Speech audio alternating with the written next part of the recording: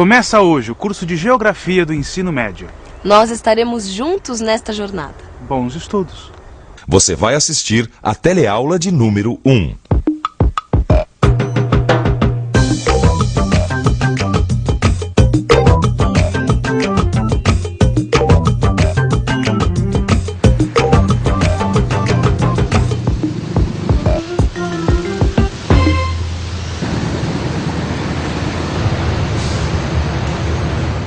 Apesar das alamedas, das estátuas, dos playgrounds, essa praça ainda guarda um pouco da ordem que a natureza estabeleceu.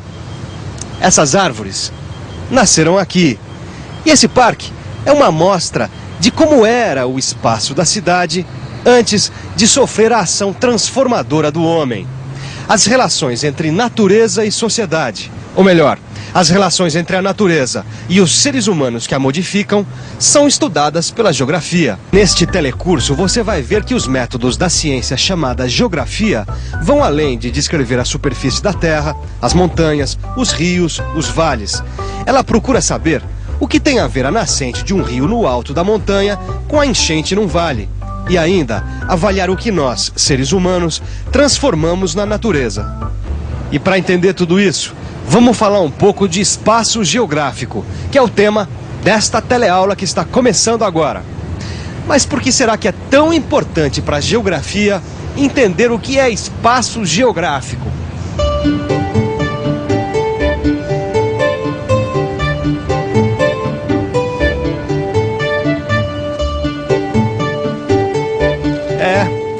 Lendo o jornal, a gente pode ficar sabendo de coisas que acontecem nos Estados Unidos, no Canadá, em Chipre ou na Coreia. Agora, para entender tudo isso, é preciso ter conhecimento geográfico e raciocínio espacial. Quer dizer, é preciso poder organizar na cabeça informações que chegam de lugares distantes de nós e distantes entre si. Imagine só. As notícias circulam através de cartas, telegramas, telefone, fax, satélites. Pipocam por todo lado do globo terrestre o tempo todo. E esse globo está cheio de gente que participa deste espaço geográfico. Veja o que o professor Milton Santos diz sobre o espaço geográfico. O espaço deve ser considerado como um conjunto que não pode ser separado, onde há, de um lado, certo arranjo de objetos geográficos, objetos naturais e objetos sociais, e de outro lado, a vida que os preenche e anima, ou seja, a sociedade em movimento.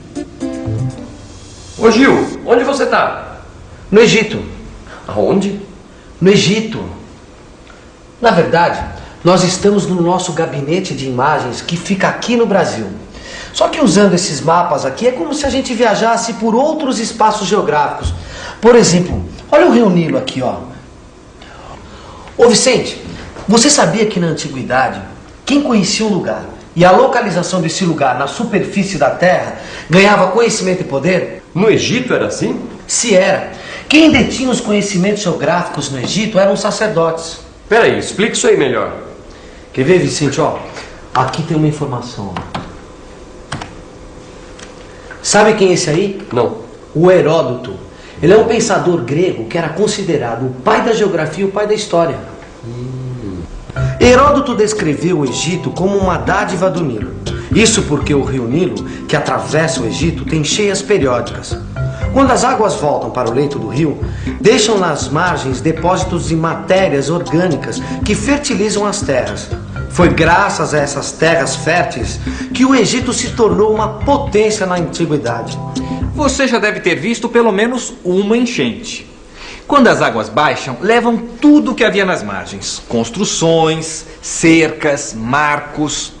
No Egito Antigo, quando as águas baixavam, sacerdotes eram chamados para tornar a marcar os limites dos terrenos. Além disso, as medidas dos níveis das cheias eram usados para calcular o tamanho das safras. E o imposto que o faraó poderia cobrar dos agricultores. Ah, quer dizer que o conhecimento do espaço geográfico dava poder para o faraó governar. E Vicente, é o seguinte... Esse conhecimento não era só útil no tempo de paz, não. O próprio Heródoto também demonstrou que o conhecimento do terreno era muito útil no tempo de guerra. Tá certo. E na Batalha de Maratona, entre os gregos e persas, o conhecimento do terreno fez com que os gregos derrotassem o exército inimigo, que era muito mais numeroso. Acho que esse mapa serve, né, Laura? Serve. A Laura é geógrafa. Aproveitando que ela está aqui para pegar uns mapas, eu vou pedir para ela falar um pouco sobre essa profissão antiga, considerada de muita importância. E realmente é muito antiga, viu, Maurício? Sabia que durante séculos os geógrafos forneciam mapas e outras informações também para os soberanos das terras e para os homens de negócios. Os mapas permitiam estabelecer limites de países e também planejar as batalhas em tempo de guerra, comandar navios e tropas. E também ajudavam os homens de negócios a estabelecer rotas para o comércio. Sabe, Maurício, hoje o saber geográfico ajuda a tomar decisões em questões que afetam o futuro da humanidade. Quer ver um bom exemplo disso? A questão ambiental. A questão ambiental é a seguinte: como anda a capacidade do planeta Terra para suportar a exploração desenfreada dos recursos naturais? Como dispor da imensa quantidade de resíduos lançada diariamente na biosfera?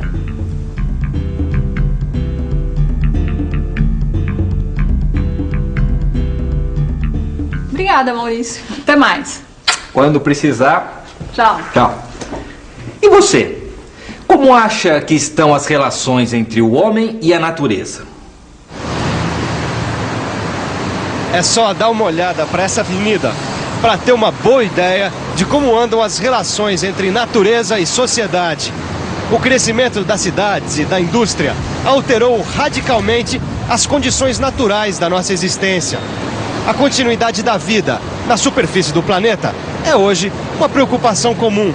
E o conhecimento da geografia nos faz compreender as origens e os efeitos dessas modificações sobre o planeta Terra. Ou melhor, a nossa casa. Dá só uma olhada nesse mapa, Gil. Olha só o desequilíbrio que existe entre a população do mundo e a distribuição da riqueza material. Caramba, Vicente. Impressionante, né? Olha, de acordo com esse mapa, 1/4 da população vive aqui, olha, nessas áreas mais altas. Exatamente. Que são os países ricos, olha. E 3/4, quer dizer, a maioria, vive nos países pobres aqui, olha só. Como é que isso acontece? Isso acontece por causa das diferentes relações que se estabelecem entre os seres humanos na apropriação do meio natural. A natureza sempre foi o celeiro do homem. Para deixar as cavernas e se tornar um ser social, foi indispensável que ele desenvolvesse seus instrumentos de trabalho que permitiram que se tornasse o centro da natureza. A superfície da Terra é o meio de produção do ser humano. Meio de produção é o lugar para produzir sustento e construir abrigo. A apropriação sem fim da superfície da Terra como meio de produção estabelece as relações que as sociedades humanas vão ter entre si. A maneira como as sociedades estão organizadas para a produção dos bens materiais de que precisam para se reproduzir explica a distribuição desigual da população e da riqueza no espaço terrestre. Bom, quer dizer que a distribuição da população e da riqueza no mundo depende da organização das sociedades. É isso, né? É, mas como é que isso acontece? As sociedades mais ricas não se organizam nos lugares onde o clima, o solo, os minerais e as florestas oferecem mais facilidades. Então... Pera um pouquinho. Se depender só dos fatores naturais, como você está falando, o Brasil devia ser muito mais rico do que o Japão. Afinal, aqui a natureza colabora bem mais, né? Ó, que beleza. Peraí. Então, retirar da natureza os bens que atendem às necessidades humanas não depende só dos fatores naturais. Depende de outros fatores também. Agora, quais? Boa pergunta. Quais? Bom, os dois fatores, além dos naturais, são as relações sociais entre os homens e o nível de desenvolvimento tecnológico alcançado. Em qualquer período histórico, o espaço humano reconhecido é resultado da produção. Foi quando começou a produzir que o homem se promoveu de homem animal a homem social. Produzir significa tirar da natureza os elementos indispensáveis à reprodução da vida. Para haver produção, o homem se relaciona com a natureza, através de técnicas ou de instrumentos de trabalho. Só que essa relação se modifica de acordo com o tempo e o espaço. Quer ver só?